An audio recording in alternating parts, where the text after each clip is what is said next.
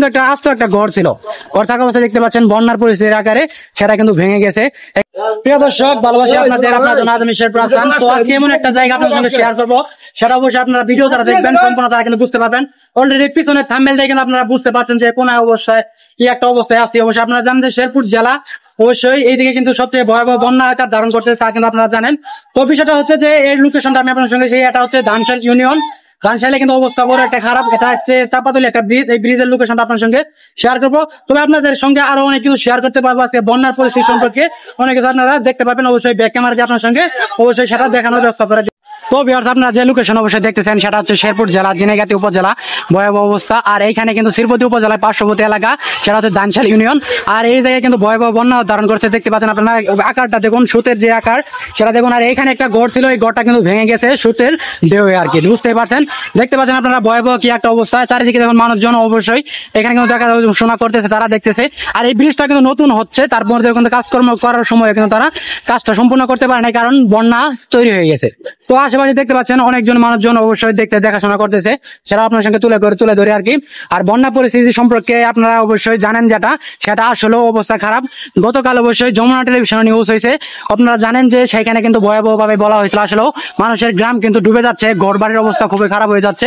সেটা কিন্তু অবশ্যই জুম করে আপনার সঙ্গে দেখাই। ওই পার্শ্ববর্তী একটা গ্রাম দেখতে পাচ্ছেন, ঘর দেখতে পাচ্ছেন, সেই ঘরের কিন্তু অবস্থা খারাপ হয়ে গেছে। তো বিষয়টা হচ্ছে যে বন্যার পরিস্থিতি এখন কি পরিমাণ ভয়াবহ, অবশ্যই দুর্যোগ প্রবল এলাকা হয়ে গেছে। তবে আমি একটা জিনিস আপনাদেরকে বলতে চাই, শেরপুর জেলায় যারা বিপদগ্রস্ত মানুষ আছে তাদের পাশে সকলে একটু থাকার চেষ্টা করবেন, কারণ তারা যথেষ্ট পরিমাণ বিপদগ্রস্ত পড়তে পারে। সামনে অবস্থা ভয়াবহ খারাপ, কারণ চারিদিকে বন্যার পানি যেভাবে নেমে আসতেছে সেটা অবশ্যই আলোচনার বাইরে। কারণ আপনারা সকলে তাদের পাশে থাকবেন, বিপদগ্রস্ত পাশে থাকার অবশ্যই আহ্বান জানাচ্ছি আপনাদেরকে। তো আজকের ব্লগে যে টপিকগুলো আপনার সঙ্গে শেয়ার করতে পারলাম, আরো সামনে অন্যান্য যাবো। এটা কিন্তু একটা আস্ত একটা ঘর ছিল, ঘর থাকা অবস্থায় দেখতে পাচ্ছেন বন্যার পরিস্থিতির আকারে সেটা কিন্তু ভেঙে গেছে। এখানে পরিস্থিতি মানুষের কাছে জিজ্ঞাসা করে অবশ্যই জানতে পারলাম অনেক কিছু। ওই পাশে দেখলাম রাস্তা, কিন্তু এটা কিন্তু রাস্তা কিন্তু ভেঙে গেছে, ভয়াবহ অবস্থা। এখানে কিন্তু পানি নামা করতেছে। আর ওইদিকে যে ব্রিজটা দেখতেছেন, সেই ব্রিজ কিন্তু এখনো কাজ করা হয়নি, তার জন্য পানি কিন্তু ঠিকভাবে কাটতে পারতেছে না। এই দিক থেকে কিন্তু ভেঙে চুরে আসতেছে পানি। তো সেটা আপনার সঙ্গে আজকে শেয়ার করলাম। অবশ্যই সামনে যাই দেখি কি অবস্থা, তো আপনারা ধরে অবশ্যই দেখে থাকুন। তো বন্যার পরিস্থিতি অবশ্যই ভয়াবহ অবস্থা, কারণ এই পাশে কিন্তু দোকান একটা দেখতে পাচ্ছেন, দোকানেও কিন্তু পানি এসে যাচ্ছে। আর পার্শ্ববর্তী একটা ঘর বিল্ডিং সেটাও কিন্তু ভেঙে গেছে। কারণ আমরা যে এখানে আসছি আমাদের কিন্তু একটা রিস্ক, কারণ প্রচুর রিস্ক নিয়ে কিন্তু আপনাদের সঙ্গে আমরা শেয়ার করতে আসি এই দৃশ্যগুলো। কারণ সামনে আরো যাই দেখি কি অবস্থা, পানি প্রচুর কিন্তু দেখতে পাচ্ছেন। তো এদিকে অবশ্যই মোটামুটি আপনারা হয়তো নিউজে জানেন যে যমুনা টেলিভিশন অবশ্যই সেগুলো নিউজ করেছে, সেই নিউজ অবশ্যই সঠিক। কারণ আমরা যখন আসার পর কিন্তু অনেক কিছু বুঝতে পারলাম, চারিদিকের অবস্থা দেখতে পাচ্ছেন আপনারা আজকে। তো দৃশ্যগুলো অবশ্যই আপনার সঙ্গে শেয়ার করে একটু, যে এই অবস্থা দেখুন সত্যের কি অবস্থা সেটা আপনার সঙ্গে একটু আজকে শেয়ার করি। তো একটা ব্লগ করার আকারে আপনার সঙ্গে তুলে দিলাম, কারণ বন্যা পরিস্থিতি অনেকেই জানেন না যে কি অবস্থা।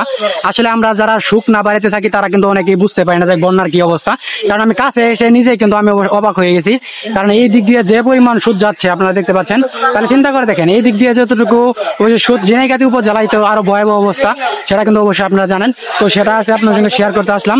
কারণ পানির যে সুদ দেখতে পাচ্ছেন, এই সুদ যে কবে শেষ হবে বলার মতো না, কারণ সামনে আরো বন্যার পরিস্থিতি আরো খারাপ হতে পারে। সেটা সকলে দোয়া করবেন শেরপুর জেলাবাসীর জন্য।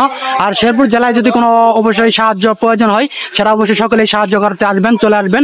কারণ বিপদগ্রস্ত মানুষের পাশে আপনারা দাঁড়াবেন, এটা আমি আপনাদেরকে অবশ্যই আহ্বান করে জানালাম। তো ভিউয়ার্স, আজকের এই ভিডিও দেখে আপনারা হয়তো অনেক কিছু বুঝতে পারবেন, নতুন করে জানতে পারবেন শেরপুর জেলার বন্যার পরিস্থিতি। তো সেটা আমি আপনার সঙ্গে শেয়ার করলাম। তো অবশ্যই দেখা হবে পরবর্তী একটা নতুন ভিডিওতে। সেই পর্যন্ত সকলেই ভালো থাকবেন। আজকের মতো এখানে বিদায়, আল্লাহ হাফেজ।